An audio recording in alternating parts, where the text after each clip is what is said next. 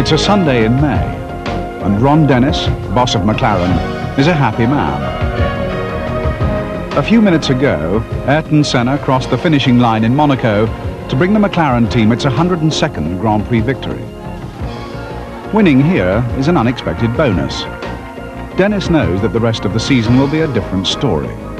The Williams team, with their more powerful engines, remain favourites for the championship.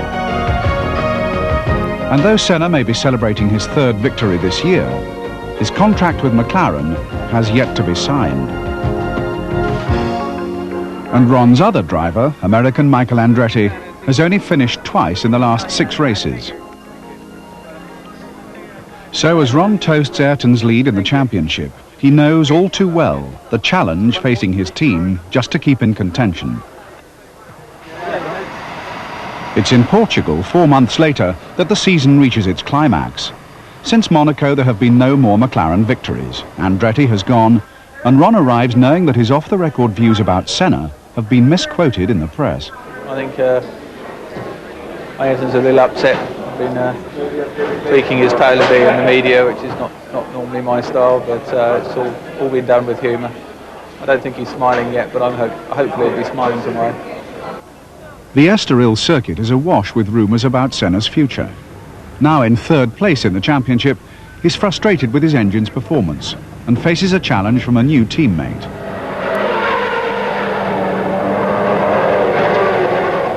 The new boy in car number 7 is McLaren's Finnish test driver, Mika Häkkinen. He has replaced Michael Andretti. This will be Mika's first Grand Prix for McLaren. For the next 3 days, Ron Dennis will be in the thick of the action. He's pleased with what the team have developed since the last Grand Prix. The car's performance has been significantly improved.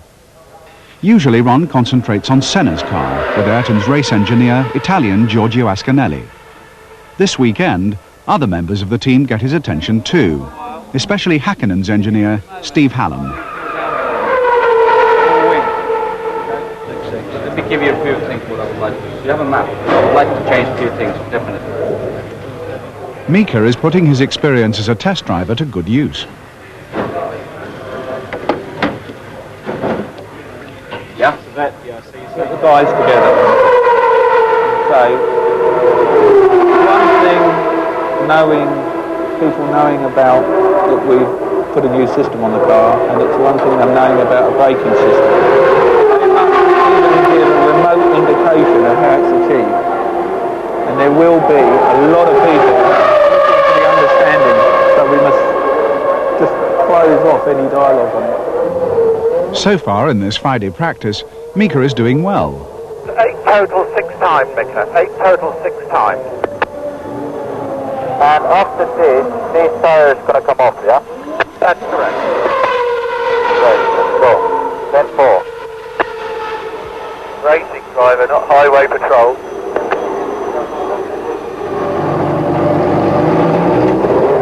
It's been a long time since Ayrton Senna faced competition from his teammate. It's put him on his mettle.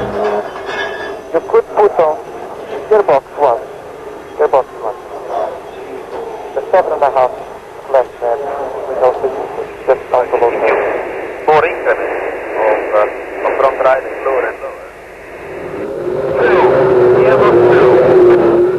Ron is proud of the team's technology and the competitive edge it gives the cars. To us, it looks like a series of, of irrelevant data lines, but based on these numbers here, we know exactly where it is on the circuit.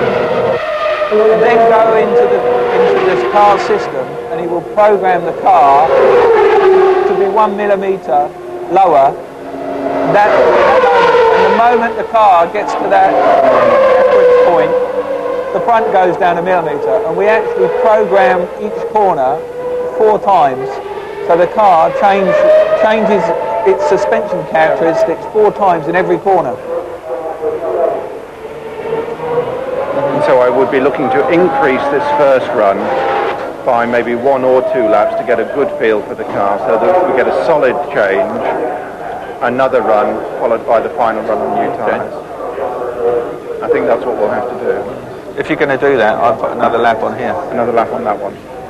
But it's only my suggestion. You do what you want. Well, I like to think that I have something to contribute. Obviously, having started motor racing in 1966, I've got quite a lot of experience to bear. But to be honest, it would probably function pretty well without me. When I'm talking to the mechanics or to Davey, the team manager, it's really to reassure myself that they're thinking the way I'm thinking. I'll call everyone together and get them to one of the garages. If there's a little uncertainty, or if they feel indecisive about an issue, then I can add my opinion and hopefully contribute to the decision being taken correctly. Like now. And no loss of power at any revs. There, that noise is a funny noise. Ayrton is positive there's something wrong with his engine, but the engineers are not so sure. If we believe him, which I'm sure we do, we've got no alternative than to change it. I don't think we should waste time on anything else. I think we've got to change it.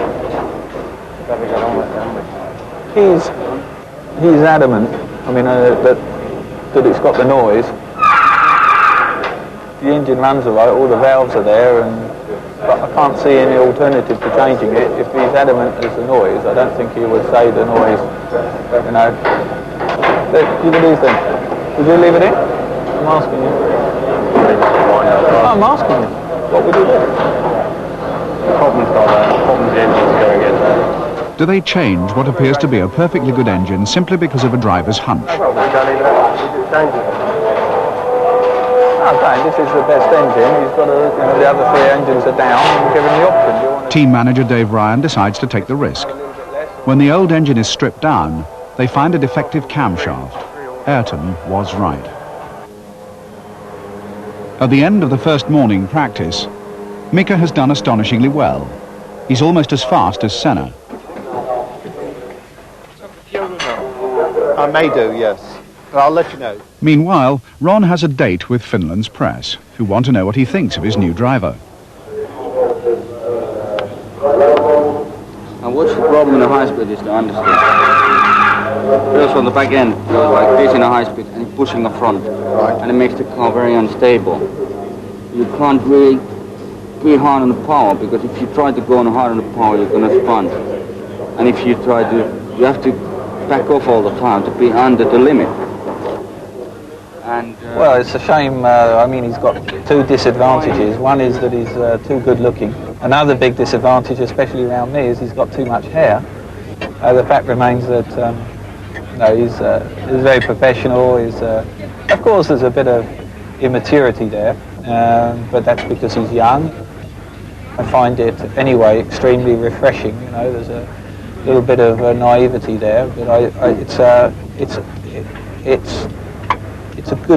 a good value. It's not a bad one. You know, it's nice to see sort of the degree of innocence. I can just imagine the headline now in Finland.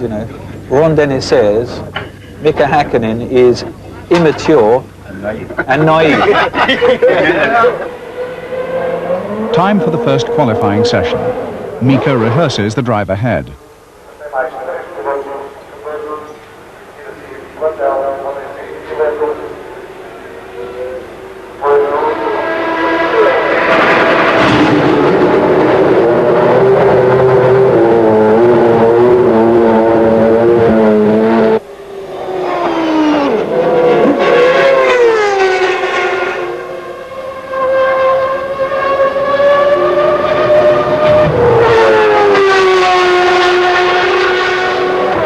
It's a good session for McLaren. Senna is third quickest, and Mika only 2/100ths of a second behind him. Your split time, you were much quicker than Mika. Up until the last corner, you lost a huge amount of time.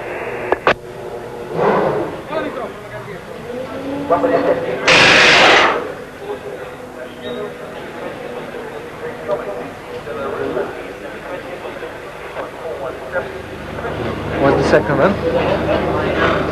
traffic. Otherwise it was good. Balance was basically the same what it was in the first one. Otherwise it was good. You can't say anything else but good in the last 2 days. Tell you something. He likes it. Good. Continue to play because he likes No, it. let me tell you. Good does not make the car go quicker. No. Yeah, but carry on saying that because he needs it. Okay, you can get the best engine for tomorrow now.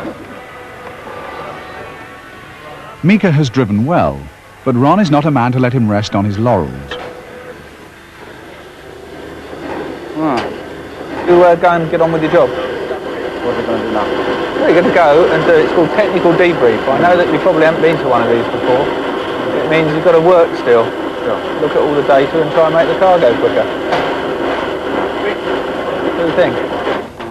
In general, I'm very happy about the quality stuff with the last run. Yeah, but let's put it behind you. Huh? Put it behind you. If you know you can do it, you can do Sure, it I know I tomorrow. can do it, but it's just the traffic. Same for everybody. Same here. I know that. You should be completely satisfied with your first day. And I can assure you the whole team is. So they're professional, they know. They saw the split times and everything, so it doesn't matter. But get out the ovals and get to work. Make it quicker. Yeah, I'm going to go. To make it good. Good. After practice comes a piece of news that stuns the paddock and has profound implications for the McLaren team. Alain Prost, who seems set to clinch his 4th World Championship this weekend, announces his intention to retire at the end of the season. Vous en doutez un petit peu depuis quelques minutes. Cette petite conférence de presse est donc destinée à vous annoncer que je ne courrai plus en Formule 1 après le Grand Prix d'Adélaïde 93. Now there'll be a vacancy at Williams, and it's no secret that Senna wants to fill it. So has Ayrton actually made a statement? Ayrton hasn't made an official statement, but he has said to me personally that he is, because I heard it all over the place and I just collared him. I said, Ayrton, you please tell me what you've said. He said, yes. I won't be driving for you. I have decided to leave the team at the end of the season. It is a decision that I've had matured within me for a while. And I've learned for some time that I had to change team. Later that day, Senna, in an uncomfortable meeting with Ron, tells him of his intention to leave McLaren at the end of the season.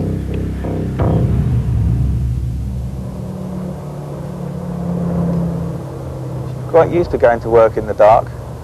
In fact, probably you're more used to the dark than you are going to work, I suppose, really. Yeah.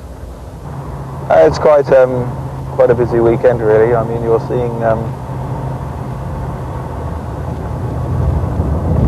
Prost's retirement, which really I was aware of 2 or 3 weeks ago. So it's certainly news to the world, but it's not news to me. You're seeing that'll probably trigger off Ayrton moving to Williams. I'm happy for Ayrton. I think maybe for both of us it's time for change, and I only think of the good times we shared, and I'm sure that he's going to win races in Williams, and I just hope that it's not too many, and that Mika's performance yesterday continues through and sees him offer a threat. You can check me if you want. Thank you. Thank you. Oh. You want my card. Nice one. And if he's going to be trouble, I tell you. This one's going to be trouble. Ron and Senna patch up yesterday's row. Let's try and do it best we can for both of us. Okay, we put behind us what happened. Good. Even without you saying anything, that was my goal anyway. Yeah, okay. You know, but even without talking to you, if we didn't talk at all, I wouldn't change. I was going to go exactly as I always done. You know? There is no other way of doing things. Right? No, there isn't for me. I know. I need to know that. I'm very sincere. I know what I did.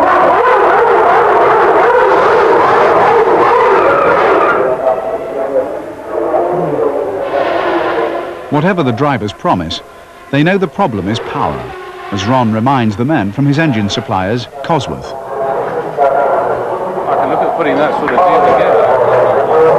And if you can't, then you've got to sit and talk, you know, in a way that, you know, allows both sides to feel comfortable that they've got the basis of a future.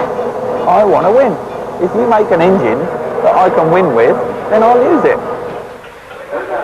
It's 1 o'clock and the final qualifying session.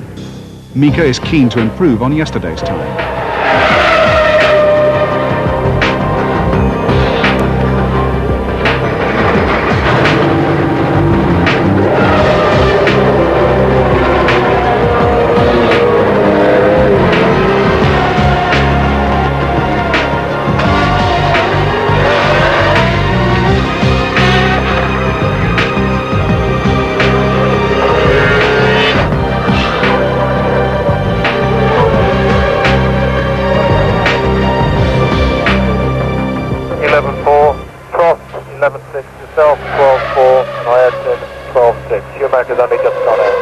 Mika has done remarkably well. He's third fastest so far.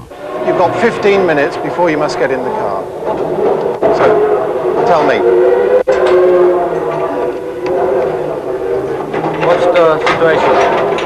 I'm still third? You're still third. Ayrton hasn't gone yet. How's it feel on the springs? Any different or at a high speed or low speed? Everything. Under braking, cornering. It's good fun. Pressure's all right. Tires, yeah. I screwed up the last one. I went fast, medium fast, fast. I slowed down and fast. Yeah. I went. I lost the first corner completely. Right. I'm gonna go in the truck. Okay, go where it's quiet. I want to see what Arthur does, and then I want to go in the truck just to get the feeling.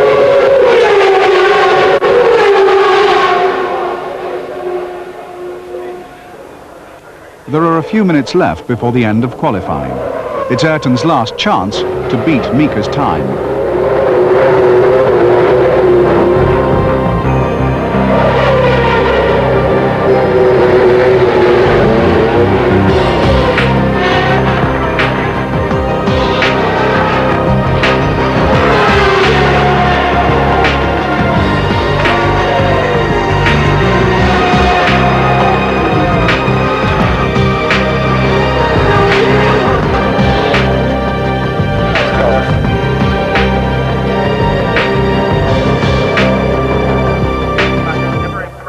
Qualifying's over, and to the team's surprise, the new boy has beaten the veteran by a fraction of a second. Mika will be third on the grid, and Ayrton fourth. But in general, to be third in a qualifying in a Formula One first time in my life, it feels exciting. And I'm looking forward to it tomorrow. For Ron, it's been the best Saturday this season. For a while, he can relax. Hello. Oh, boy. Hi, Charlie Rascal. What are you doing? Playing? Can I speak to Big Boy? Oh, hello, Big Boy. What are you doing? You're playing too. Golly, gosh, sounds like a lot of playing going on there. Are you going to watch the racing cars? You're not? Oh, you are? Oh, not yet. Okay. Love you. Bye.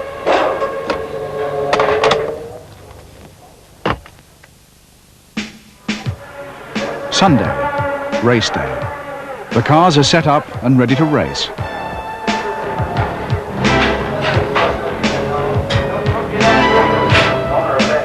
Now it's down to the drivers. The Finn, who's racing for the first time for the team, and the Brazilian, whose 6 years with McLaren are almost over. I feel really good. I feel relaxed. And I know what I'm going to do. What are you going to do?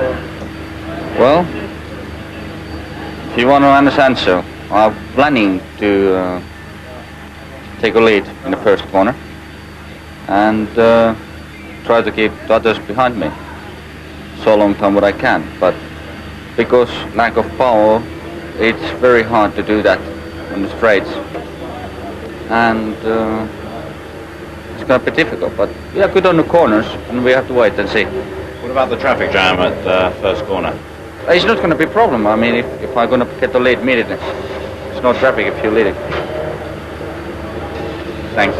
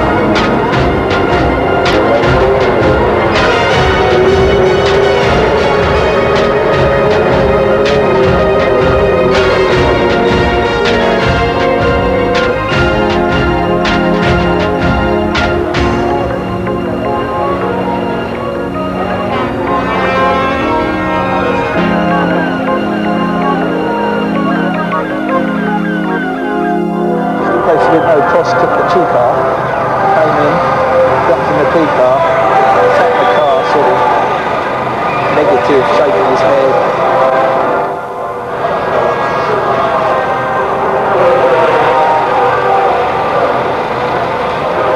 I don't think excitement is the right word. You know,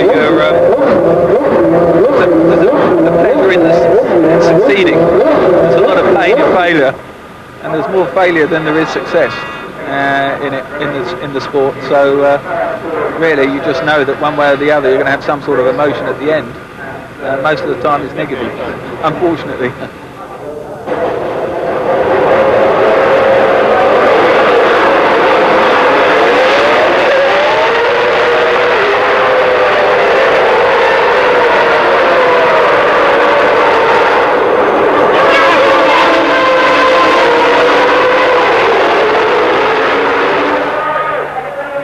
Ron takes his place on the pit lane wall, where he'll spend the race.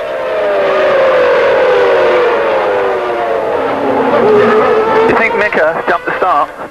No, I don't think so. It's creeping. I hope they don't. Deciding race tactics with Ron are Dave Ryan and the two engineers. I thought you could overtake on this place. No way. They are quicker than us on the straight. Got to be clever on the pit stop. We want to stop early, not late, huh? Told ya. See? Look. He's running a second. Say a second. How many laps before this gap is big enough to get in and out? Do you understand? So we can get out in front of Berger. How much do you think we need? At least 16 laps. On the 20th lap, before Ayrton's scheduled tyre change, his engine blows up.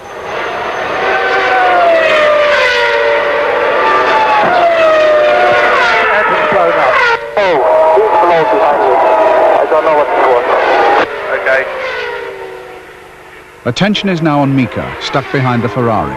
A well-timed tyre change could put him ahead. When are you going to stop? We're thinking about it the next lap or so. You're going to call him, Steve? Say when? Any time after he goes past. Okay, I'm going to go for it. Bring in Schumacher in as well. Ferraris coming in slow. Stop, we got to say stop, stop, stop.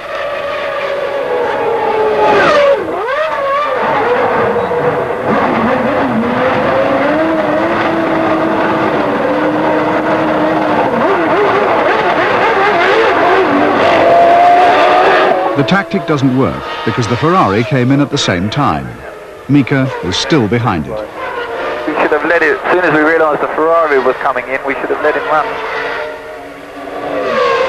I don't think we should stop twice. I think it's well. Let's just pan it out. How did the wear look, Steve? Just a little bit higher than prediction, but we should be able to make it on this set if we want to.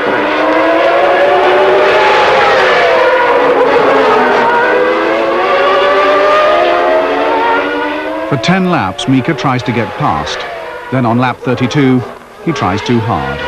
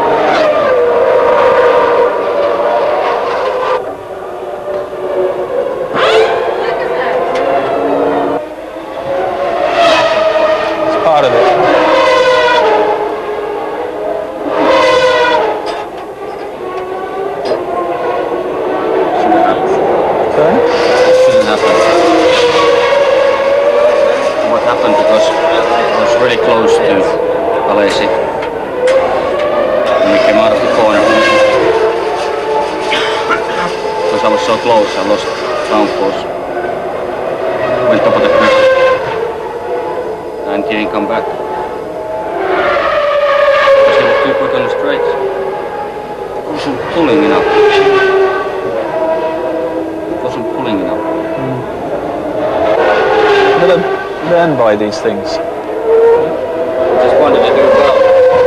I know. You did do well. Qualified third. Put it behind you. Did a good job. Can't get changed. In a weekend when Prost clinched the championship and McLaren's star driver is on the move, Ron Dennis remains determinedly philosophical about not winning the race. Well, it's not the first. It's not going to be the last. I think you've just got to look for the good points of the weekend. I mean, Nico did a good job. Made a mistake, but, you know, just getting a bit frustrated, sat behind the Ferrari. You know, you just got to put it behind you and look forward. Monday mornings that hurt when you wake up and you think another one we could have won. You know, this would have been a race we could have won. That's motor racing.